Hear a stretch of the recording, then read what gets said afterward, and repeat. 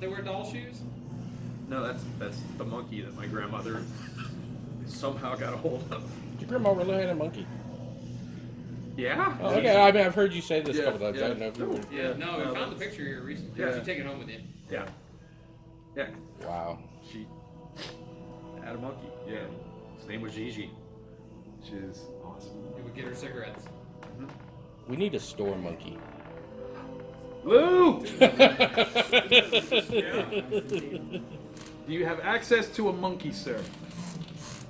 I mean, if I stretch the depths of my connections, maybe. Okay, all right. I mean, I think we can all put in some work there. Yeah. I'm fairly certain we all work together. We can find Oh. somebody.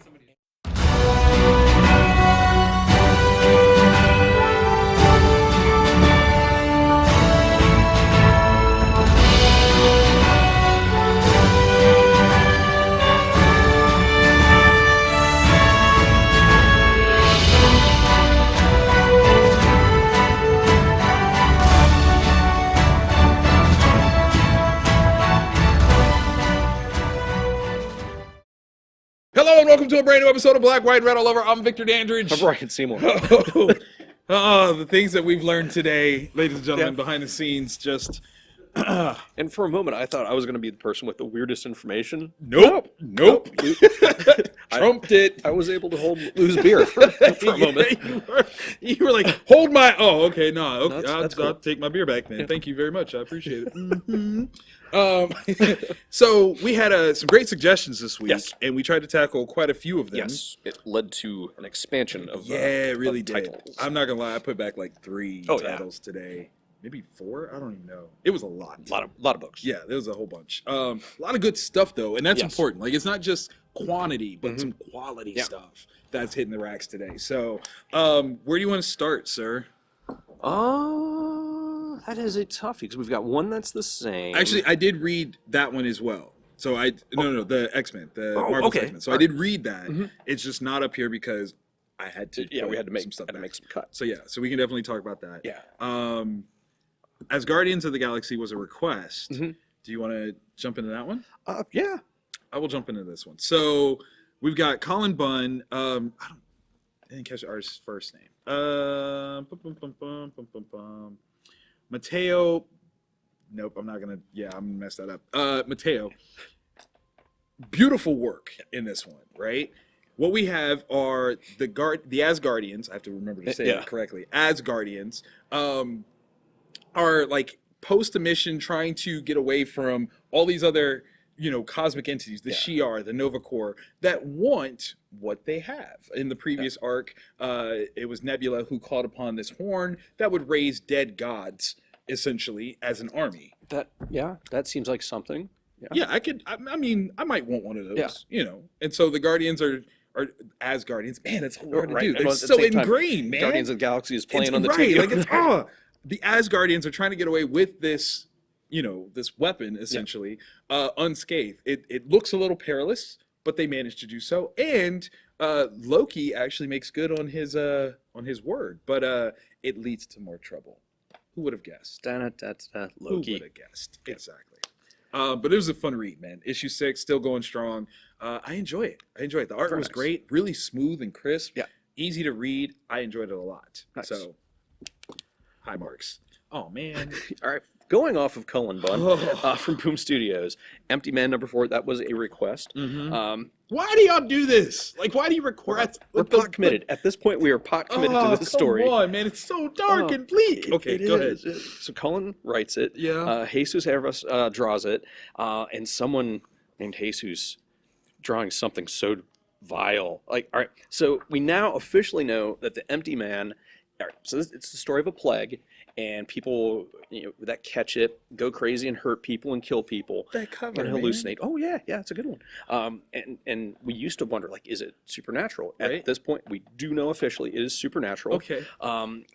There's some kids that say some really, really creepy stuff about how we don't need to worry. The Empty Man's going to take us all over no matter what, so we can just relax, let it bygones.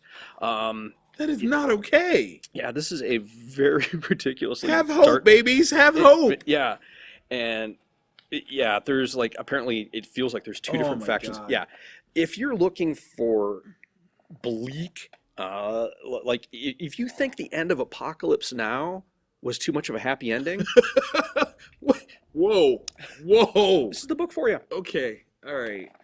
I'm starting. It's official. Okay, 2019 Colin watch. We need to watch Bud. Man. Yeah. We got to make sure he's okay. Or has he started, like, Conan, have you started a cult that I can join? Because I feel like... Don't answer that. Colin, don't answer that, please. Please don't answer that. I don't.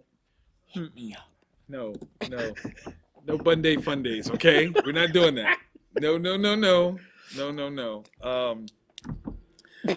It really is dark. It really is. Dude, speaking of joyous occasions, Conan the Barbarian #3. Jason Aaron, Mahmood is doing the artwork still. I swear the way the stories are so well balanced to have this one narrative that's connecting all 3 issues, but to actually tell separate stories in each one, masterful. This one features Conan at the age of 17. Okay. Being Conan. Yeah. Getting into trouble. Yeah. Nearly dying. Okay. Killing lots. There we go. Boom. Done. I spoiled nothing. Literally spoiled nothing. It is the magic of Conan. But I will say that this made me chuckle. This had a moment where, allow me to share. So that guy was supposed to be doing a thing, and then that happened, and like that was literally the position that Conan was in before, and then this happens. So now people have thoughts, they have feelings about the situation. Yeah. It's quite funny. I enjoyed it. Yeah. It's good. And if you're a fan of Jason Aaron, this week Avengers came out. Yes, it did. And if you want to see the Avengers, including Blade, fighting vampires, and then someone shows up at the end seeking political asylum, that blew my mind. Oh, yeah. Really? Yeah, like it's So many good books this week. And that was one of the ones I put back. See? So I was like, dang it. Okay. What else you got over here, sir? I'm going to go Female Furies. Let's do it. DC, Yeah. 6-issue miniseries. Wow. All right. Cecil Castellucci is the writer. Adriano Mello is the artist. This is a weird one for me because when I ordered it, I had no preconceived well, I did have preconceived notions about it. I thought it was going to be a throwaway 6-issue miniseries. This one, though, is a rough read. People are probably going to, on Twitter, to call it like a social justice warrior book or whatever, because the premise is Granny Goodness and the Furies trying to get looked at as equals under Darkseid's regime. Wow. It is super sexism on Apocalypse, but it gets really, really absurdly dark at a point which then sets up what I think is going to be the secondary story. Okay. Which is going to be that thing. That's brutal. Yeah, it's. I don't know if I enjoyed it, but it was like super in your Interesting. face. Okay. All right. Not anything close to what I was expecting out of the book. Okay. Yeesh. Okay. I took on Project Superpowers #6. I've been a huge fan of the Project Superpowers characters. Yeah. They're all older characters, Golden Age era, that got redesigned by Alex Ross. And I always felt like at the time when he was doing it was a time when like we really wanted some more like Kingdom Come-esque like work from him. So him only providing the covers just always kind of like mystified that much. Yeah. Like, not that there weren't very talented artists on the series, but just not quite. Wait, I put this back and I meant to tell you guys who wrote it. I believe this is Robbie Williams and Sergio Davila did the artwork, and it looks really good. Yeah. Let me say that outright. I hadn't been following this, but what's great is you kind of like once you're familiar with the Superpower project, you know the characters, and so you jump right in, and it's really kind of fun. It's got a moment very reminiscent of some Avengers Infinity War stuff. Okay. And they play it well. Like I love the superheroic nature of it, and I'm kind of interested in where it goes after this. This is like kind of the end of an arc leading into the next. Yeah. And that looks kind of cool. It looks pretty cool. Very nice. Yeah, really enjoyed it. Okay. Let's do Age of X-Men, Sure. Marvelous X-Men. Okay.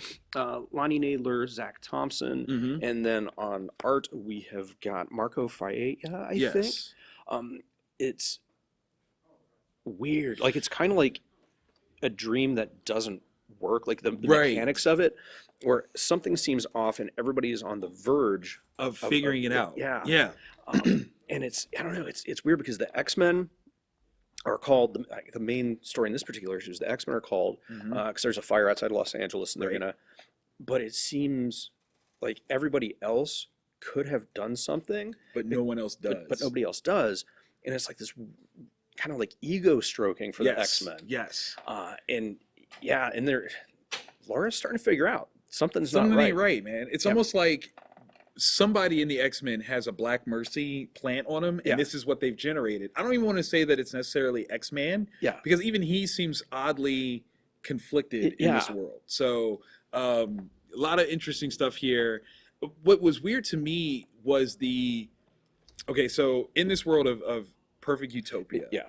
the X-Men seem oddly inefficient Yeah. and ineffective in Yeah. their jobs. Right. And I was like, what? Yeah. Like Like this? it's so much. They're putting in so much more effort and making things harder Yeah. than they are. You would think for the X-Men. And you're like, wait, no, y'all should just be able to get in there and get out. Yeah. Especially you and you. Right. Like, okay, wait. Can I see this? Yeah. The part that had me messed up was this is fairly early on when the call comes in. Is in this moment. Mhm. So this guy is carrying that person. Yeah. Why is this person carrying that person? Wouldn't it be Easier. right? Yeah. Like super, just Yeah. Okay, all right. I just thought that was me. No. But okay, No. all right. It's a weird place. Yeah. But I am very eager for the next issue. Right. Because how do you make? Well, I mean, it's based off of the last Right, one that so we talked about. people So know. how do you make Apocalypse the good guy? Right. Like the joy, the light. Yeah. He's the glimmer. He's the glimmer of hope. Right. And love. Yeah. In this connectionless society. Yeah. Oh That- God, their houses. Yeah. The fact that it's not just that there's no romance. Right. There are no personal connections. No, not at all. Like you can't even relate to one another because that's a violation. Yeah. Oh, autonomy. Yeah. What a scary, scary way to Mhm. present life. Yeah. All right. So Batman 64, The Price Part 1. Yes. Not Tom King. Yes. Very important to note. It's Josh Williamson and what's March's first name? Guillaume. Thank you. We are looking at a tie-in Mhm. with Heroes in Crisis. Yep. Um, It's going to cross over with Flash, one issue, Right. one issue, and 4 issues done. okay. So kind of like the button, Yes. but this is an interesting sort of callback for me Yeah. because okay, so Josh did co-write the button, Mhm. right? But this is pulling so heavy, at least in this part, so heavy from Tom King's run. Yeah. Him not being a credited writer on it. Yeah. I was like, wait, why? That's kind of weird. Yeah. Kind of threw me off here. The players involved, I had already guessed. Yep. Did you already like? I mean, Yeah. if you're paying attention, Yeah. you should know. You're like, okay, this is probably what's going to happen. Yeah. I wonder why that is though. Like, why did they make such an effort to try to make it like a mystery when it's so kind of obvious? Yeah. Is that? I don't Yeah. know why that is. I mean, It's a weird choice. it is. It really, really, especially in the midst of all of this, very weird. Yeah. I can't understand, or I'm curious if that person is going to appear at the sanctuary, having ever been there. I wonder. I don't know. Like, do you get an invite to the sanctuary, or like how does? I think you should definitely get an invite, Yeah. considering their situation. Yeah. Oh man, definitely should have been at the sanctuary. What if we just accidentally solved Heroes in Crisis? Like that's Because it's someone that potentially would have the power set. right, and we'll be able to go through and do all that. I hope we didn't just. I hope. do Yeah, that. that would. That would suck so bad. I feel let down. Like, Mind like soap, mind soap. Get that out. Get that out. I've just ruined it for myself. Wait, is there a specific like don't read this until? Not moment that I in here? saw. I didn't see one either. The story takes place before the events in Batman. Oh, okay. All right, that's cool. It's before Batman 61 Yeah. through 63. So, all right. After 65, we'll pick back up with the Nightmare story. I think that's partly one of the things that I think is really interesting about it coming out now Mhm. is that they were in the midst of an arc and Yeah, then they're and going to then- divert and then come back. Yeah. So, I give, you know, Yeah. it was a fun read. It was Yeah. it was good. Respect to Barry. Yeah. The dude is intelligent. Don't sleep Yeah. on Barry. He don't like Yeah. it. He don't like it. He don't appreciate that. So, what do you got for the acrylic, sir? Where are we going with it? I think we've got two the same, one that's different. Yes. I guess I'll start with Aftershock's new one. Okay. Yep. Oberon, Ryan Perro, and Milos Slavkovic. Mm-hmm. It feels like an old school dreaming Vertigo book. Okay. I'm with that. Oberon is the king of the fairies, Right. and the main character of the story is him and this little girl who's homeschooled, has no friends, has very little to almost to no interaction with the outside world. Okay. Her sister's like, "Come on, wake up! You need to get a life outside of this." Mm-hmm.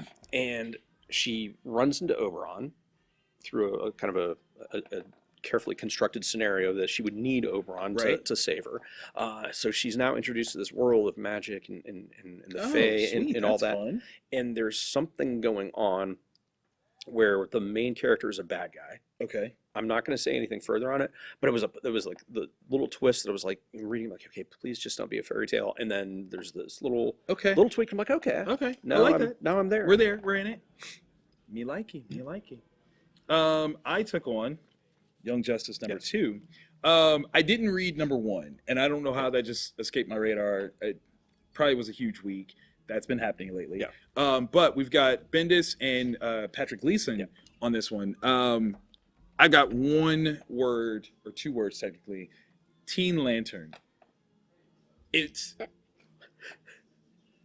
I didn't realize that I needed that in my life. And it's not even like the character has done a whole lot in this issue. Yeah. Because this issue is actually really focused on Wonder Girl. Okay. And I adore Cassie. I love Cassie as a character. But Teen Lantern was so just funny and perfect of a name that I was like, why has no one ever thought of that? Yeah. Like The marketing, What? it's right there. It's right there. I feel like retroactively we need to write in like a Teen Lantern on the Legion of Superheroes. Yeah. Like all of these things need to happen from here on out. Yeah. And Oh my gosh, Teen Lantern on it's Right? a futuristic group of teenagers. come on, like Teen Lantern, the Teen Lantern Corps. Come on, I don't even know. Yeah. It just seems perfect. Like now that the Young Justice series Outsiders is up on the DC Universe app, I've been watching that, and so this is just kind of fitting right into it. And obviously, you know what, Bendis knows how to write teenagers. What? No, crazy talk. Is that real? Yeah. Wow. Yeah. Man, wonder if he could write Spider-Man. I think he would write the heck out of some Spider-Man. Yeah. You know, he'd probably do something crazy though, like make Spidey black or something. What? Just Oh, crazy. Bendis. It's so weird. That wacky guy. It's that Cleveland in him. Yeah, it's weird. All right. So what are we doing next? Yeah. Which way are you going? Tough decision. Which way are you going? I feel both are great for Both very are. different reasons. Yes, that's the thing. Is like one is this fun, over the top action adventure, like Indiana Jonesian kind of vibe to it. Super. And then the other one is this brooding, Very beautiful, very, like a return to something that we haven't seen. Yeah. In a long time. Oh, dang it, that's tough. Yeah, that's right. Let's go Prodigy Works first. for me. Prodigy number 3. Mark Miller. Raphael Albuquerque. Okay, so here's the thing. The way this is told is perfectly seeding the fact that there is going to be another media translation. I love that this book is giving you all kinds of hits of story beats, but not going into full details because there's going to be a whole nother place to pursue that. It's a level of genius, and I want to say that I talked about it like off camera, the last Prodigy issue. What this ultimately looks like to me, this is just my opinion, not confirmed yet. Mark is writing with the understanding of what like Marvel would have been written if they knew that $1 billion movie franchise could be built off of it. Like he's writing with that intention. And it's brilliant because you get a full story here, but there are clear pockets where you're like, other people are going to fill this in. Not even going to just know that it happened. And you're supposed to wonder, you're supposed to be like, well, what happened when you'll see it. You'll see it when it's time. Yeah. And you'll get to see it in playful action and all kinds of fun stuff. Yeah. because that's when that could be episode 3 of the series. Exactly. Like Fits in right there. Every stop on that map Yep. could be an episode. Yeah. Or 2. Like, Yeah. I'm excited.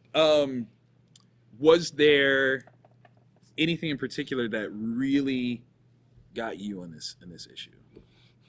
I hate sharks. That's, you know what? Because that also, that scene showed like the other person isn't just some chump along for the ride.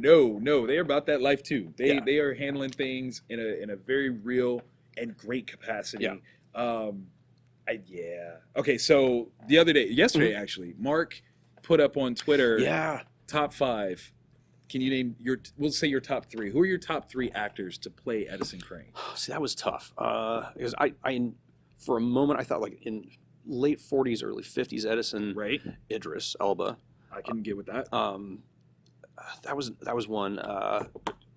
Tamar Sherman, Oh, okay. like maybe. Okay. But that might be going just like for the looks. Like Edison feels like he'd Right. be a really good looking guy. Oh yeah. Because everything's perfect Beautiful about him. guy. Beautiful guy. Then it got kind of weird where I was like, I don't know where to go. Like, because he has so many facets to Right. him.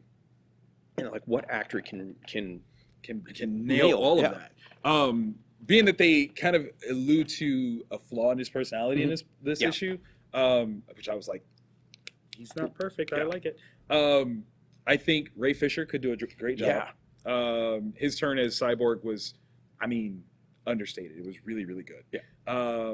Omari, oh my God, I can't think of his last name. He plays in that show Power. Oh God. Yeah. I think he would be Yeah. smooth with it, like really good. And then, oh my God, I don't know this guy's name at all, and I got to learn it. Yep. He's Lawrence on Issa Rae's show Insecure, and he's also in the Breakout Room, Yeah. the escape room movie. Yeah. I think he would do it too. So Yeah. those are my top 3. Sprinkle those on there. Yeah. So, I mean, who knows? I'm not saying I know. I'm just throwing it out there. That's what I was saying. Pretty decent ideas. Yeah.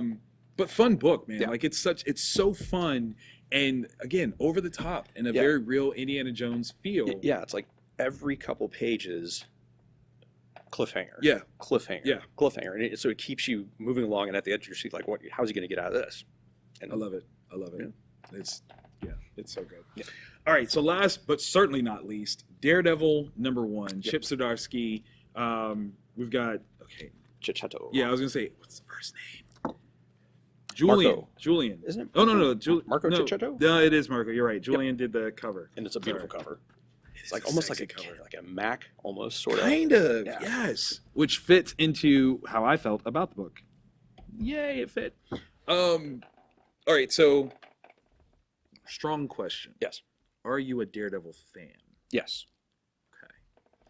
I am as well. It kind of like my fandom of Daredevil really started with the Kevin Smith, Joe Quesada Okay. run. Yeah. That's me. So Yep. that Marvel Knights era is kind of what got me in. Yep. And then cemented when Bendis came on and truly made Yep. it a crime drama. Yeah. I feel like we're back to that Yes. level of Daredevil. It's very grounded. Yes. This issue doesn't have a lot of superpower stuff going on. Right? It's very street level. There is a villain.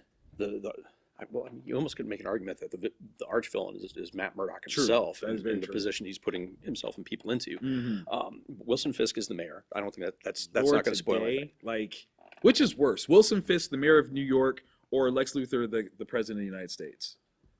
Oh, because I think Luther, in his own weird way, it would try to do things for the people. Yeah. Whereas Fisk, I don't I know. don't have any faith that Fisk is helping Yeah. anyone but himself. Yeah. Like, So, no one. so yeah, I don't say the worst. Okay. But think if you're Daredevil Right. and what you're doing is vigilante, Yes. and not in conjunction with the police. Right.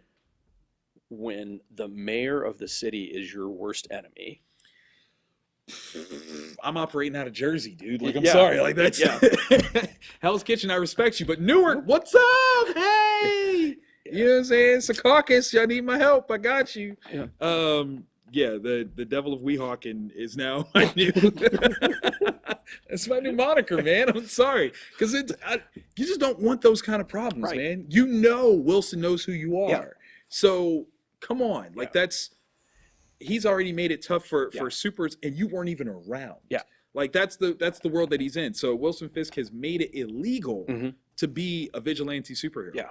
I mean, you got to have that Yeah. Avengers identity card ready. Like, and even then though, like, because like as we're through this, like, all right, so the previous story arc Yeah. before Daredevil ended and then Yes. had to have another #1, Matt Murdock went through some stuff, yeah, and he's broken. Like, the Yes. dude is Man. he's still like he's getting his powers and his legs back underneath him, but he's like trying to fill this hole that's in him.